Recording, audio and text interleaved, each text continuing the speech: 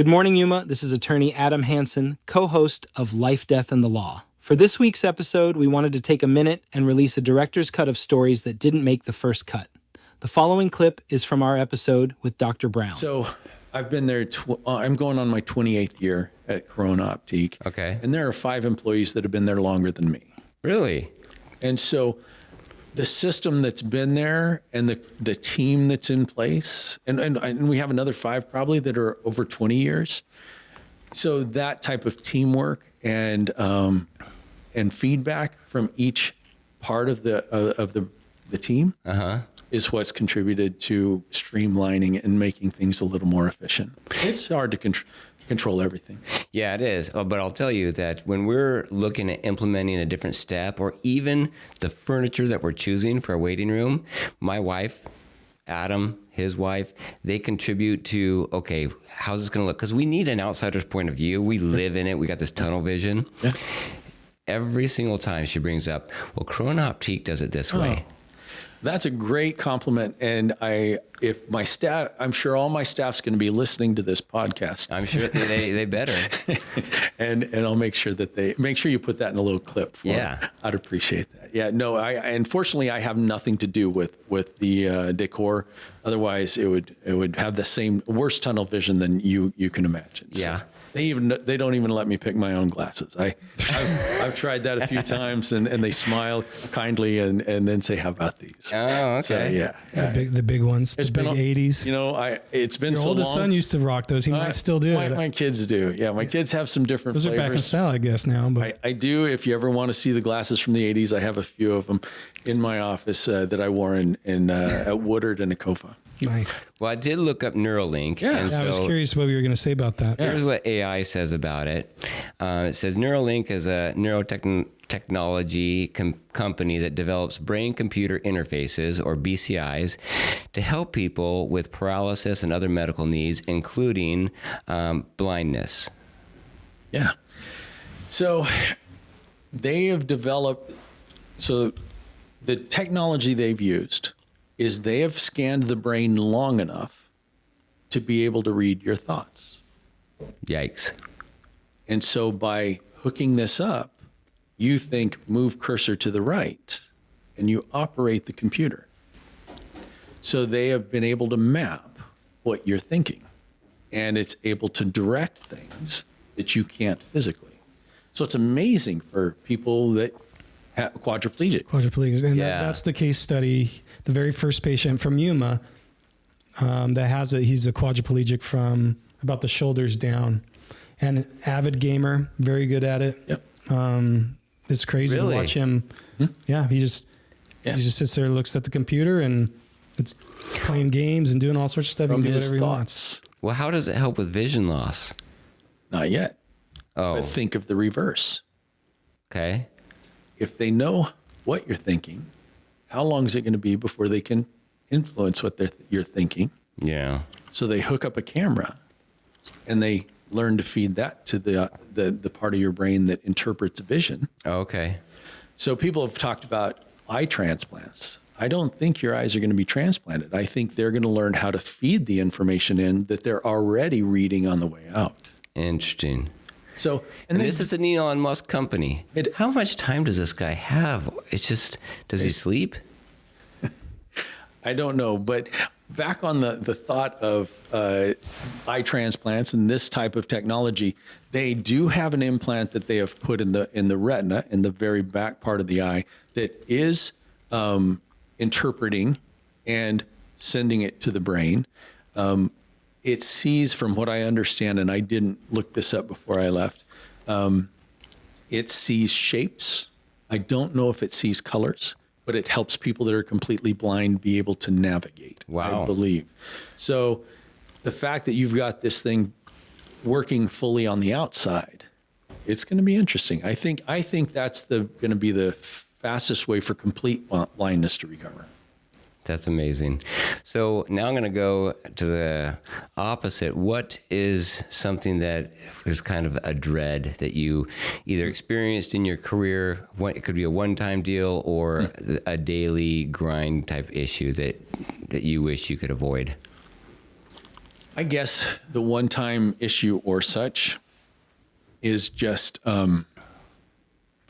there's been a time or two where my schedule was too much, where I had booked too many patients. It was too hard to keep up, wasn't giving it the time it needed. It's been decades since that's occurred.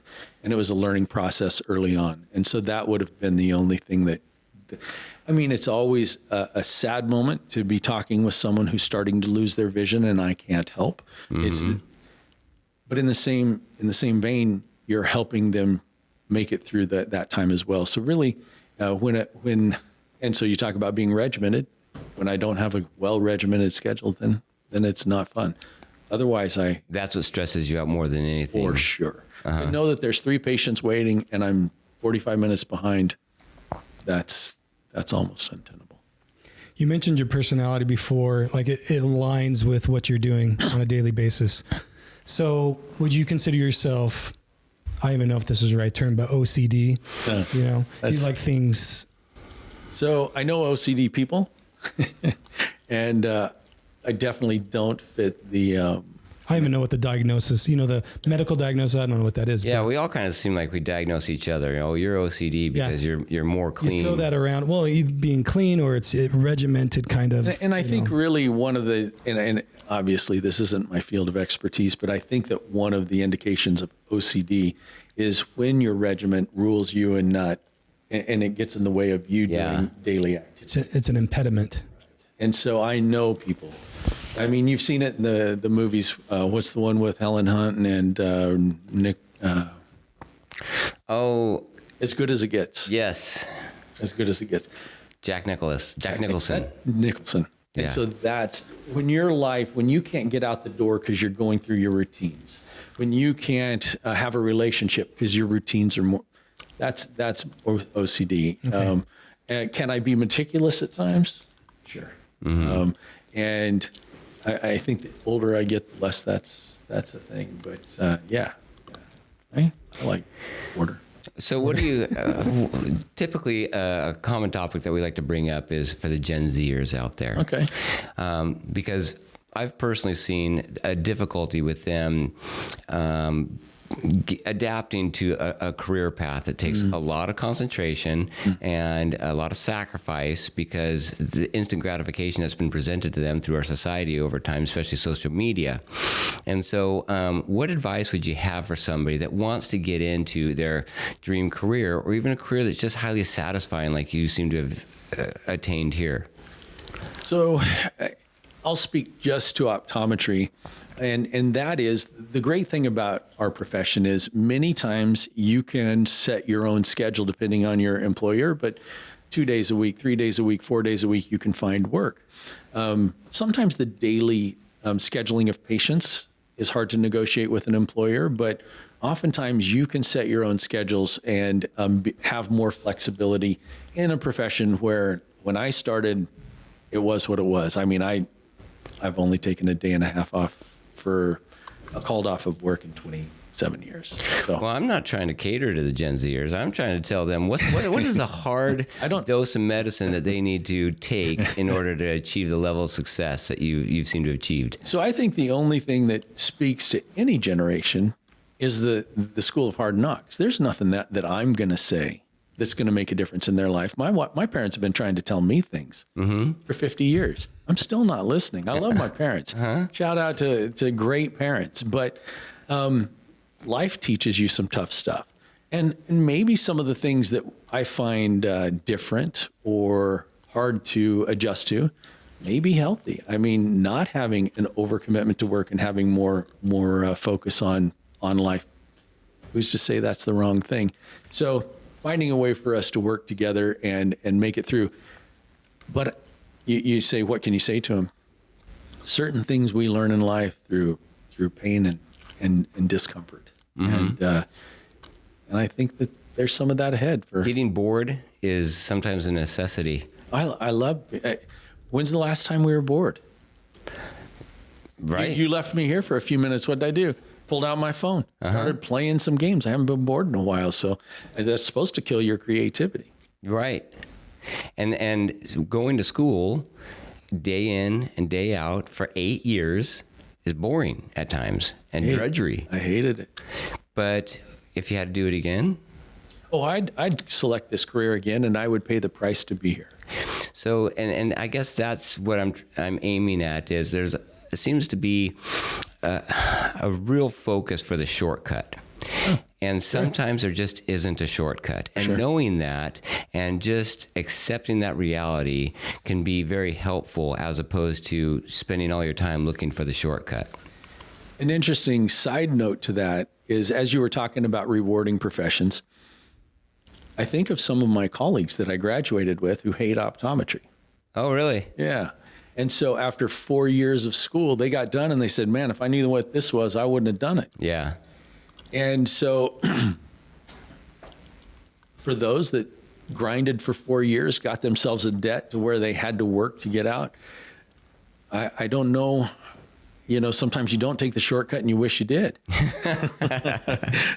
Okay. So I'm fortunate. I feel very fortunate to have landed in a place that matches my personality and gives me fulfillment. But it took walking away from different other options I started on. Well, everything's an opportunity cost. It is. You're going to school, you're giving up starting your own business and getting some, instant money back. I was talking to another person the other day about individuals that were contemplating going on for an advanced degree or continuing in a lawn care business. And my lean was get your advanced degree. I'm not as hardcore about that. I don't automatically think that school is for everybody, and certainly more and more I think that school is becoming watered down, and there's a lot of information out there that is not only not helpful but flat out wrong. And so it actually hurts people more than it helps them to go through that structure of school. But the individual talked to me back, and he was very successful. And he said, you know what? I was going through dental school, and there was a guy that he was working on his lawn business to get through dental school. And in the third year of dental school, he quit because he was making $900,000 in his lawn business. He just happened to be a really good businessman. And anything you work hard at and are consistent and you provide good service and good products, you're going to have customers wanting that. And so he decided that's the way I want to go. And he's a multimillionaire now. He's done several businesses, not all of them dealing with lawn care, but it was the process of, okay, keeping your eyes wide open, but also being, I suppose, dedicated enough to follow through on hard things. Have you heard of the book, The Millionaire Next Door? Yeah, that's a great book. It is. It's right up there with Rich Dad, Poor Dad. I prefer the first. Okay, tell me why. It points out what you were talking about, the return on investment, cost benefit. Mm-hmm. And so it talks about those that choose not to go into education, who begin earning right away, who stay within their means. And you think of my case in particular, I didn't only delay my earnings for 8 years, I went into debt negative. Yeah. And what they also point, so now I'm 12 years behind, 16 years behind someone who started their lawn care business out of high school. Oftentimes, But do you catch up and then surpass? That's the question. That's the question. So the second thing that comes is they talk about in that book that many people with advanced degrees feel the need to live a certain level of lifestyle. Yeah, they feel like they deserve this House, higher end of a new luxury. car. And so oftentimes continue the debt cycle, and in the long run are no better off. So, and they use statistics throughout the entire book. You can catch up, slingshot by. Is it possible for those with lawn to do the same thing? Mm-hmm. And so what I would say to education and post-grad is to have something in mind you're working for and to always be searching for that niche. One of the reasons I moved past accounting, which I have my bachelor's in accounting, is I couldn't picture how I was going to apply it. I didn't want to be a tax accountant. And at the time, the industry was very interesting. It probably still is. And I couldn't picture where I was going to make my niche. And so optometry, I knew what I would be doing. I knew I would have a trade. And so if you can find a trade that is marketable and allows you to work hard and provide for yourself, then find that trade, whether it takes 8 years, 12 years, or 2. So so when you talk about school or not, I think and it's also a good, if you're not going into debt for it and you don't know what you're going to do, I think it's Working your way through school yes. is a good education regardless of where you go, because it's the work ethic and the ability to understand and appreciate what you're aiming toward. Whereas if you just go to school because that's the next step that everybody does and mom and dad are paying for it, I think it can be very detrimental. I agree. Good morning, Yuma. This is attorney Adam Hansen, co-host of Life, Death, and the Law. The last clip was from our episode with Dr. Brown, and now we want to take you back to one of our first episodes with Chris Thompson. We hope you enjoy. Oh, So you're a lawyer and you specialize in estate planning. Mm-hmm. If I came to you and I say, hey, I want you to defend me in a murder trial, could you do it? Yeah. And that's in my mind, that's the analogy Sure. I was drawing. Sure. then I'd visit you in jail. Sure. Yeah. And then I'd say, okay, yeah. Yeah. So We could it's do it, but we similar. It's similar to that. Can you do it? Yes. Is that what you want to bet your $1 million, $2 million, $4 million, $10 million project on? Maybe for an architect. And it doesn't cost anymore, typically. We're not the cheapest in town, but in a lot of cases, you don't want the cheapest in town. Mm-hmm. Because the architecture and engineering fees, the design is what's so crucial. Those construction documents are what's so crucial to ensure that once it goes into construction, there aren't conflicts. You don't have water coming into your building. You don't have a roof that sheds water onto a roof that wasn't designed to take that amount of water. Yeah. You It reminds know, me there's of a the movie lot of theater places where the to- rain spout goes out right where the ticket Yes, center is. there you go. There you go. And you saw what they did. They took it underground and got it out there. But there you go. So there's a lot of places to stumble in the design process and the construction process. When it moves into construction, they're expensive to fix. Yeah. So one of the things we tell our clients is, yes, our fees are not as low as that other guy. It might just be a few $1,000s more, but I guarantee you the quality of the construction drawings will save you 10 times that in the construction process. Yeah. So, and that's true. I'm not trying to, No. promote myself. I am, No, but we live by that policy ourselves. In fact, we see it every day. Yesterday, I had a client come in and they presented a will, and it was not witnessed. It was notarized, and so it looked great. It looked like somebody who either got online and got a good template for a will, went and prepared it, and it stated who they wanted to act as their executor, or we call them personal representatives. So they have the control over administering the estate and who they wanted to receive it. And this person was unmarried with no children. And so it's really important because if you want it all to go to your children, then the state default statutes tend to go that way.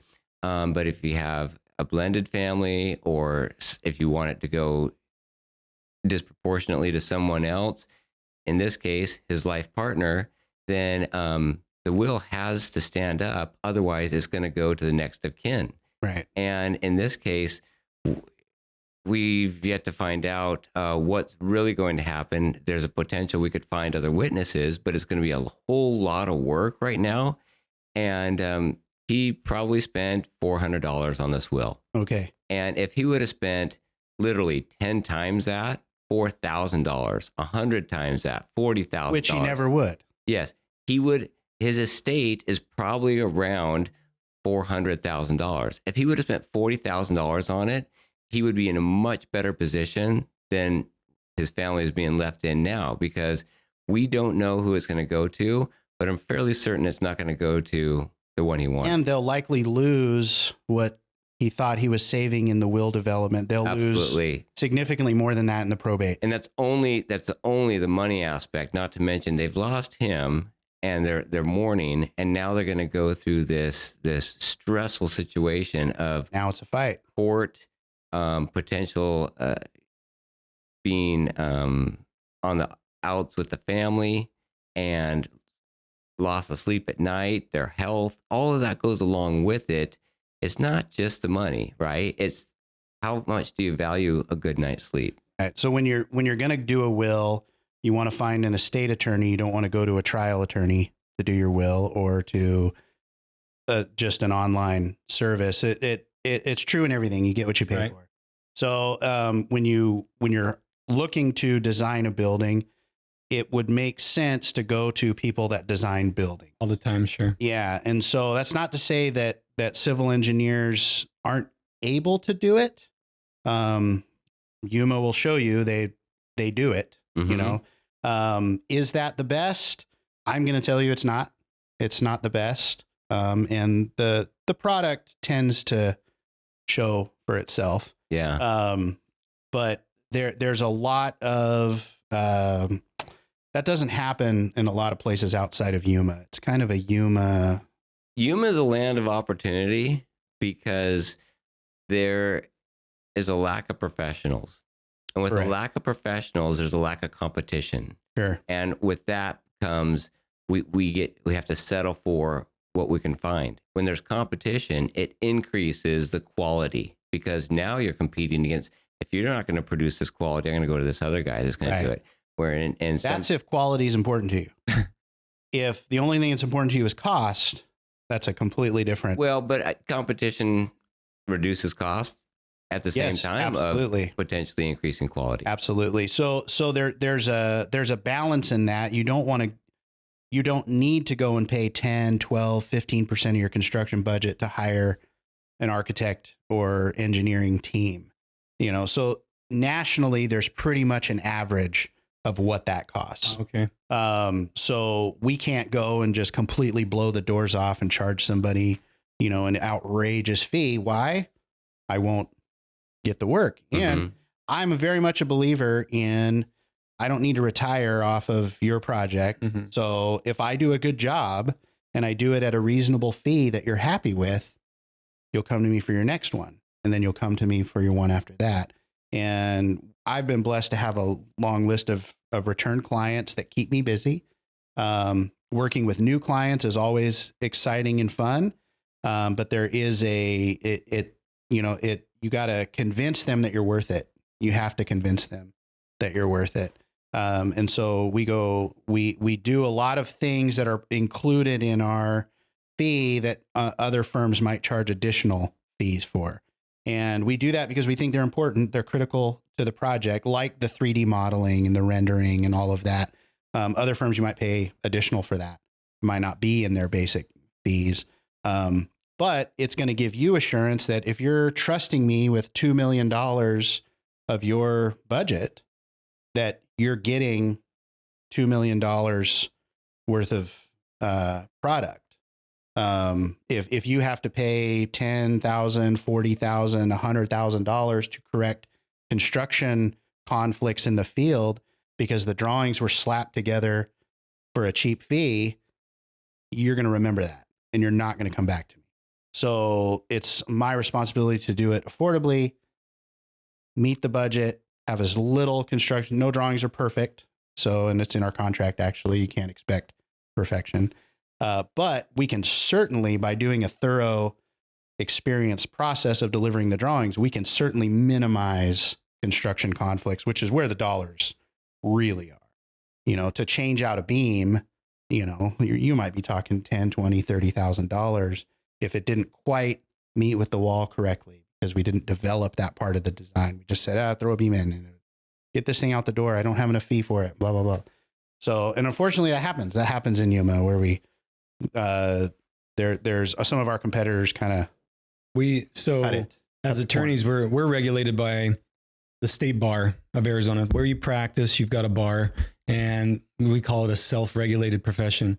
And so really those regulations come in the form of ethics rules. And going back to your comparison of us doing a murder trial, yes, we can do it with our licenses, but we would probably be opening ourselves up to huge ethics problems because there is a rule that says if you're practicing kind of outside your scope in a territory that you often don't practice in, then you need to kind of have help. You need to be bouncing your ideas off somebody, or you could be liable for violating the ethics that's rule. a perfect example of why you use those specialized engineers. When I'm designing the structure, I could, but I want an expert to do it. No, and they're Let them part take of my that liability, team. sure. Exactly. So you guys are regulated, I'm guessing, by kind of ethics rules as well. Well, when it comes to yes, that. yes, we do. We also have the state registrar that manages complaints and investigates complaints. The And contractor, the registrar of Correct. contractors. Oh, they do that so as there's well. Okay. there's a technical board of registration. So For it's architects. for architects, land surveyors, civil Sure. engineers, structural engineers. We're managed under a different board, and so complaints are reviewed and those kinds of things, and they happen. Yeah. And so we're also regulated. That one of the, we have the city building officials who get an extra set of eyes on the plans to, and they'll call us on things that, hey, I'm not sure if this is safe.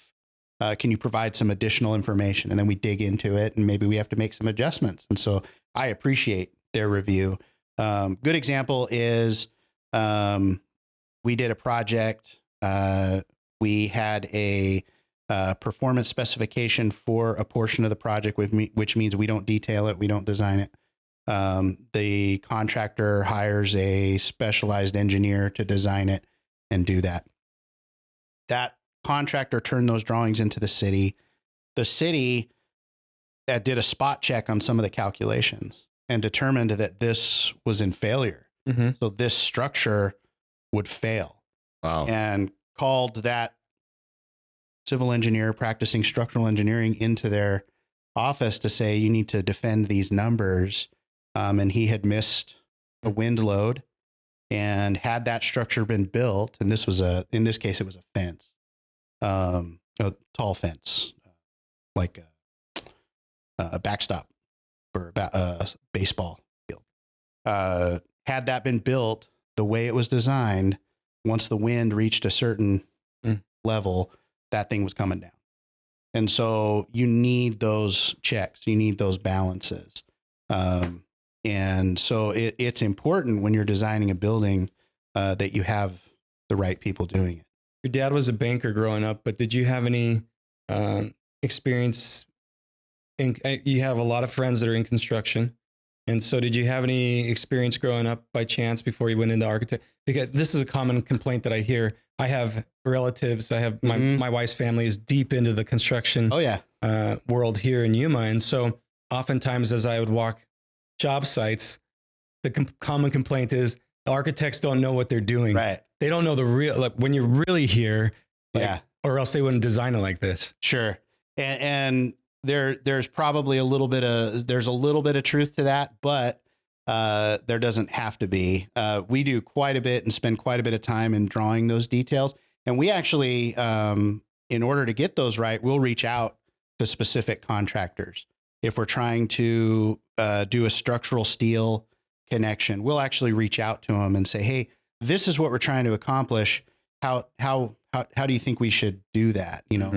And so they'll provide input that then ends up in the plans and then makes it easier for them to build. But again, you can't detail and draw every connection and every obstacle and difficulty as you're building in 3D space. Mm-hmm. So you're going to encounter conflicts.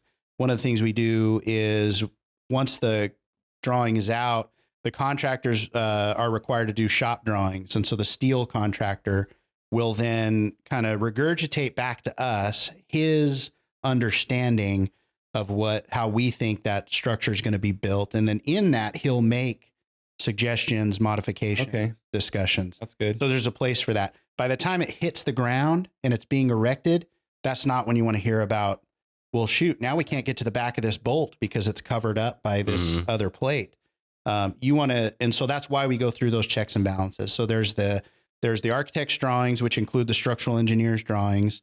Those will go then to a contractor. The contractor then reviews those, and he send it out to the steel guy, the electrical guy, the plumber, the electrician. They all look at those, and then they come back to us with questions, suggestions. Hey, I think we could save some money if we did it this way. Do you have any issue with that? Can we, because we've realized now we're not going to be able to get to this bolt, does it make sense to shift this beam out 2 inches? What ramifications are that? So yeah, we absolutely appreciate that insight. So we'll look at it and go, oh, you know what? Yeah, we didn't account for this pop out that's now going to block access to that for future maintenance or service. And so, let's make an adjustment. It's really a concert. It's a team effort. And the contractors, I don't see them always as in a Adversarial role? Yeah, contrarian or anything. It really is. I was just going to ask. We're all working for the same person. Sure. Exactly. I want to get hired again.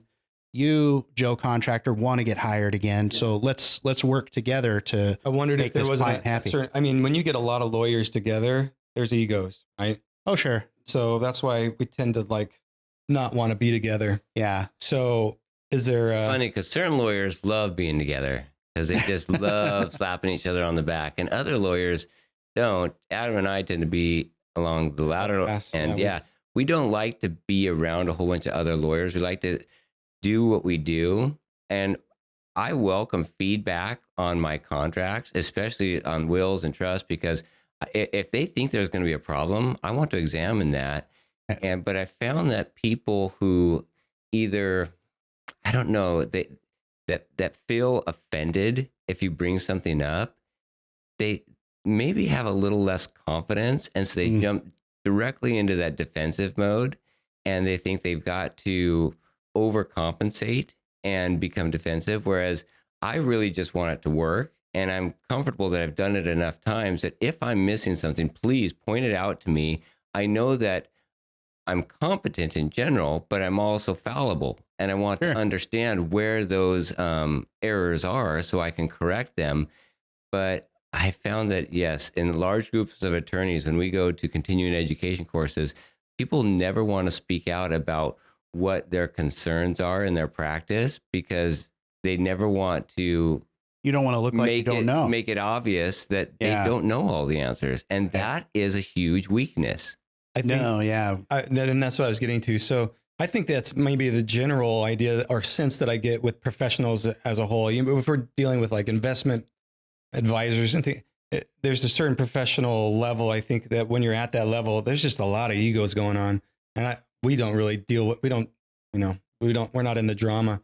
So for our last clip, we are taking it back to the conversation with David Ibarra. We hope you enjoy. That's a very interesting story, but I went on vacation. It's different when you go on vacation somewhere than living there. Yeah. So when I'd visit my sister, oh, this is fun, Mayberry, everyone's nice. Good place to raise your family. One Fontana had a drive-by near my house. A gangbanger shot another gangbanger. I have a young daughter. Yeah. I have a wife. Am I going to raise her here? Mm-hmm. So the opportunity came, sold my house. In the blind, I go to Arkansas. And you retired by that time? I had it by PERS, and I got a job offer in Arkansas. Real bad pay. But anyway, I thought about the wife can stay at home, daughter can go to school, house is paid off. Yeah. No brainer. Sure. It's a cultural shock. Really? Everything's slow. One thing you do not do when you roll into another state, take off your California plates. Because when we rolled in and bought our house cash, at the time it was $200,000 for a McMansion. But this is the thing that were the three strikes for me. Going to another state. I'm from California. I'm Mexican American. I'm a Raiders fan, and I have a pit bull for a pet. So when I rolled into Arkansas, there was no cookies. Welcome to the neighborhood. It's there goes the neighborhood. Oh no! And it was 14 years of hell. Really? Oh, God, yes. Oh, that's too when bad. I put that Raider flag out first football season, I was labeled. And I got a job there. As they, believe it or not, they needed a bilingual cop because they have the Tyson chicken plant. And the Tyson chicken plant, we have a lot of raza that works there. Yeah, okay. So my interview went something like this with the chief. Ibarra, I like you because you speak Mexican. And we got all these people from Guatemala, El Salvador, and those parts of Mexico. And I'm sitting there going, holy crap, what? Did you just fuse everything together? It's like, El Salvador, I mean, Guatemala is different than Guadalajara. yeah, exactly. But I was like, oh, well. But anyway, I kept my mouth shut, got a job. At least you could understand them, sort of. Sort of.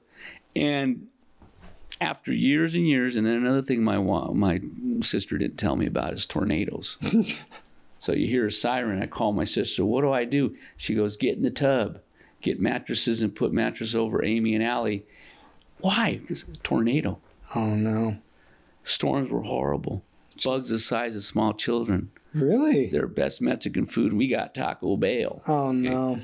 Anyway, make a long story short, Really selling it. it was not a fit. It was not a fit. It was not a fit. I've never been in snow.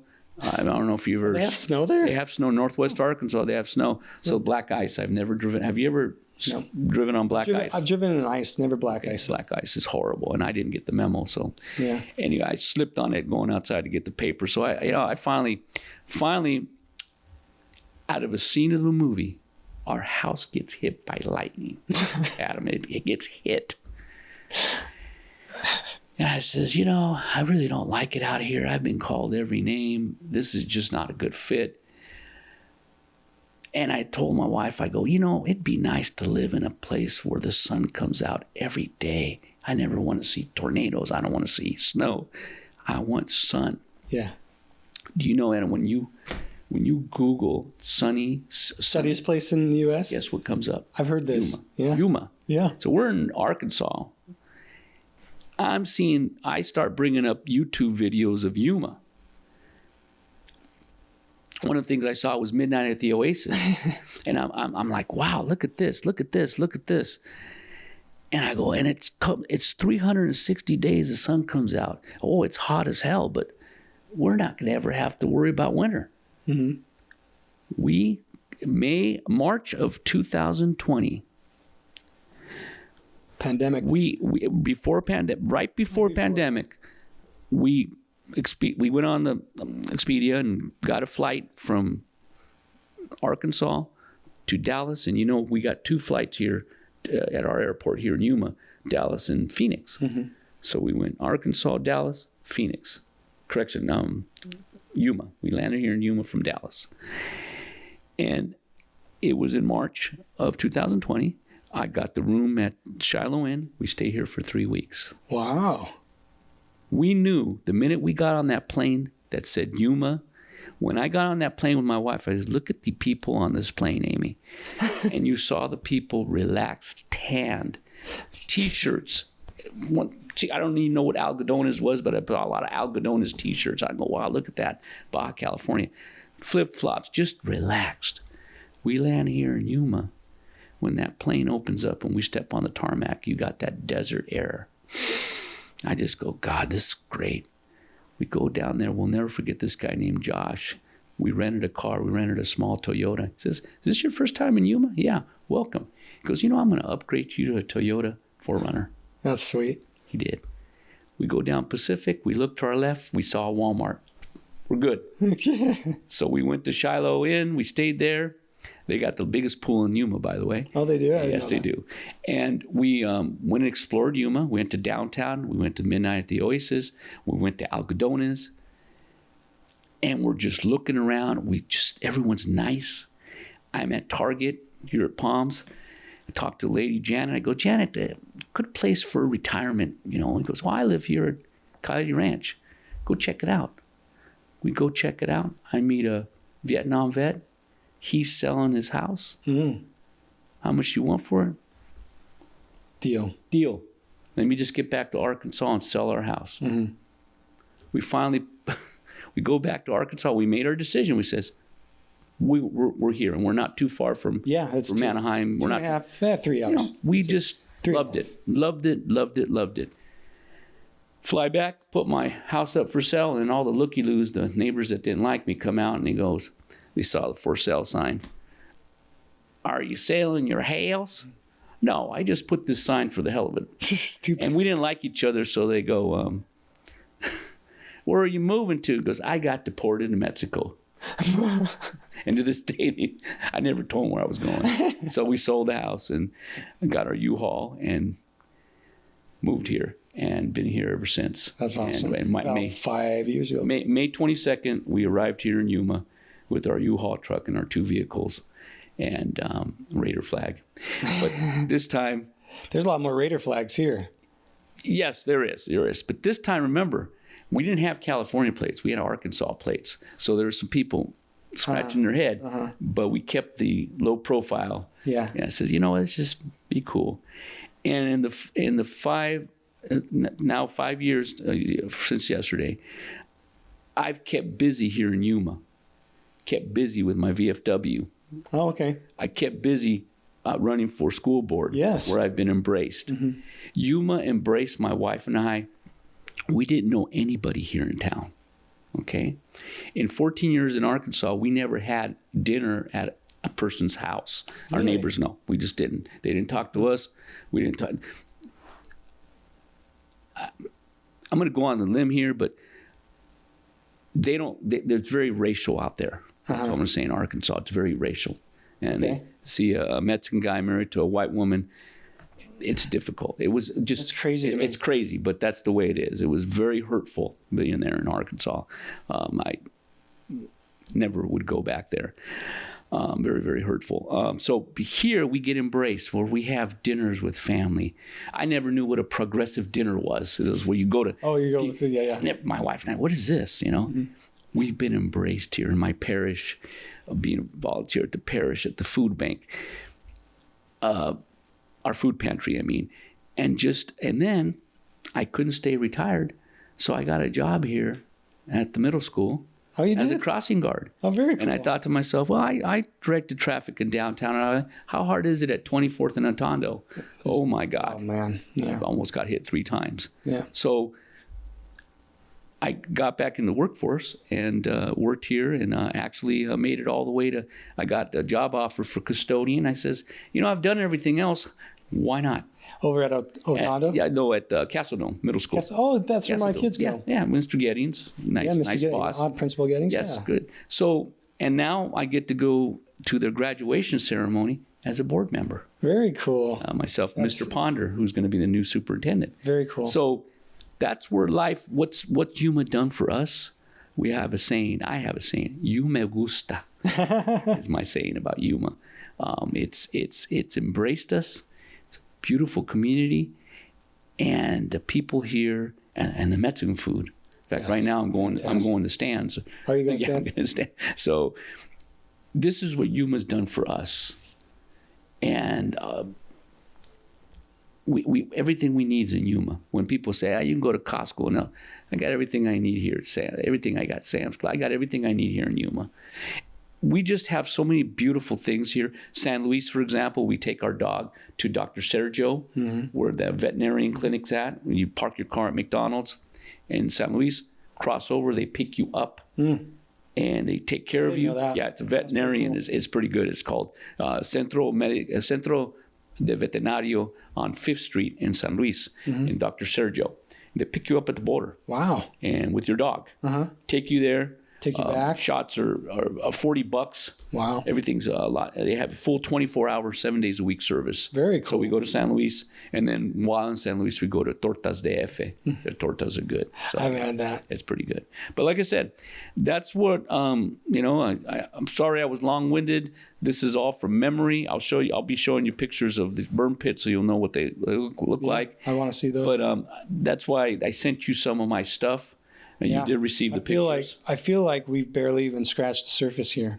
We might have to have you back. Well, I would love to come back, and thank you for allowing me to talk about this autobiography. Yes, to vent. And like I say, fellow Californians, adapt to where you go to. Leave your ideas back home. It was great to be from the Golden State. Unfortunately, it's not what it is. And some of us have had Not a to good flee. fit anymore. It's not a good fit. It's very expensive. I have relatives that are still paying up to $3,000 rent a month. But I tell my relatives how hot it is because I don't want them here. So they haven't. It's like, yeah, it's a little secret. Right? So, yeah, it's my secret. So they say, hace mucho calor. Yes, it does. Yeah. Yes, it does. So we, like I said, adapt to where you're living and embrace it. And just like I embraced Yuma, I love this place. This is my home now, and this is where I intend to stay until I'm at the veterans home here in Yuma. And I have Down the street. down the street. I have my room reserved. So when when Maybe you can work duty there. I could probably do that too. And You can be a resident for half the pay or something. have to pay, yes, and do the security. But like I said, it's an honor to be here in Yuma, an honor to be embraced like we have, my wife and I. And it's just a beautiful place to live. If you have questions or want to know more about something that was discussed today, please call the law firm of Deason, Garner, and Hansen at 928-783-4575 or visit yumaestateplanning.com.